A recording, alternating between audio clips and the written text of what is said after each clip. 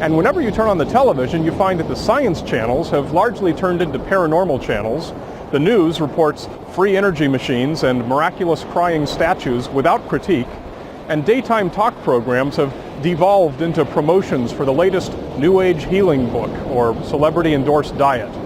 And that's why I made this film. You'll often hear me use the word pseudoscience. A pseudoscience is an idea that claims to be real, but in fact is not supported by any science or any evidence. Often they'll use scientific-sounding language to describe how it works. Usually it's a product that someone's making money from. Most complementary and alternative medical systems are pseudosciences. Psychic powers and astrology and feng shui and telekinesis are all pseudosciences. People on television who pretend to detect ghosts using scientific instruments are practicing pseudoscience. Herbal detoxification is a pseudoscience. Did I just make a whole series of really bold statements? Not really. All I did was point out that these ideas are not supported by any evidence. They have no rational scientific hypotheses behind them, and no experimental data indicating that they work. I'm not the one who made bold statements. It's the people promoting these pseudosciences who need to back up their claims. But they don't, and unfortunately, they often don't need to. Victims continue wasting money on worthless frauds. Now let's take a few minutes and go through some of the common warning signs. These are the red flags that you can watch for that will help you identify pseudoscience. The appeal to authority is the use of authoritative imagery to lend the appearance of credibility to a product. Quite often, this means a picture of someone in a white lab coat. Instant credibility! Other examples of authority-based marketing gimmicks include celebrity endorsements and mentions of certifications, colleges, academies, and institutes. Good science presents good data. It never needs to resort to hokey marketing gimmicks to impress you, and is almost never presented with a white lab coat. Beware of any product or idea that is said to be based on ancient wisdom. In ancient times, very little useful or true information was known about human anatomy and many other sciences. Since those days, scientists have learned entire encyclopedias of information about our universe and our bodies. It's completely illogical and backwards to think that the ancients had a better understanding of anything than modern science. Their hearts were in the right place, but in ancient times we simply didn't yet have the tools developed over the subsequent centuries of learning. That's why ancient wisdom gave us things like the flat earth theory, human sacrifice, slavery, a 30-year average human lifespan, rain dances, the burning of witches, and the medical technique of bloodletting to rebalance the 4 basic bodily humors. But alternative therapies based on ancient wisdom have stood the test of time, haven't they? Well, it doesn't matter how long a treatment has been around. The only criteria medical science has for a treatment is, does it work? We don't care whether the ancient Chinese believed it, we only care about the test results. When you hear any product advertised as being based on ancient wisdom, it's probably because they have no real evidence to support their claims. Ancient wisdom should always be a red flag.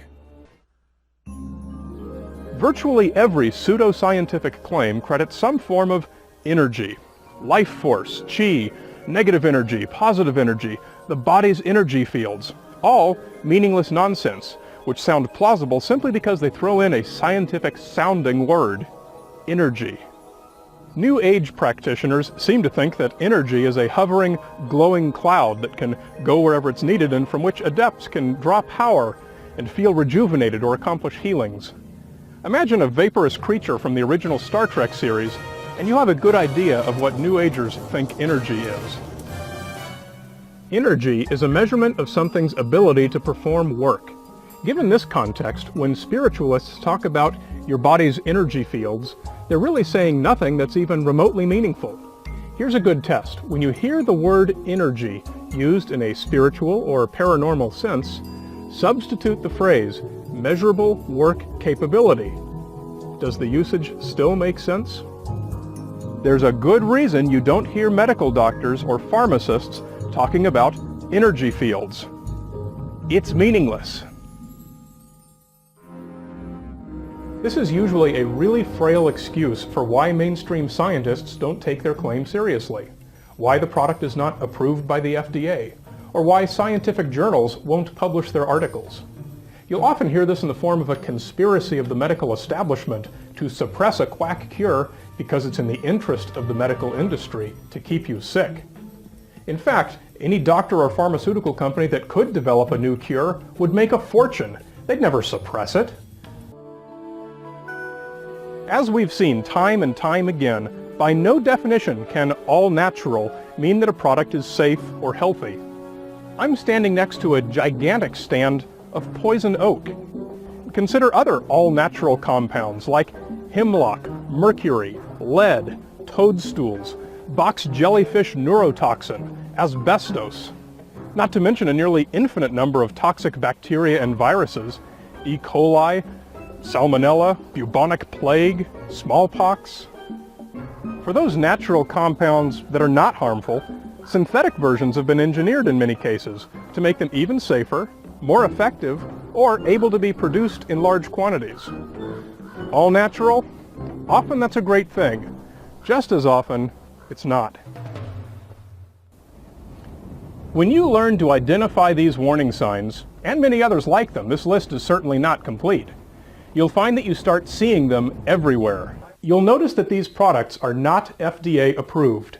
It's legal to sell anything you want that's not overtly dangerous, so long as you don't claim that it is intended to diagnose, treat, cure, or prevent any disease or illness. And that's how billions of dollars of worthless supplements are sold every year.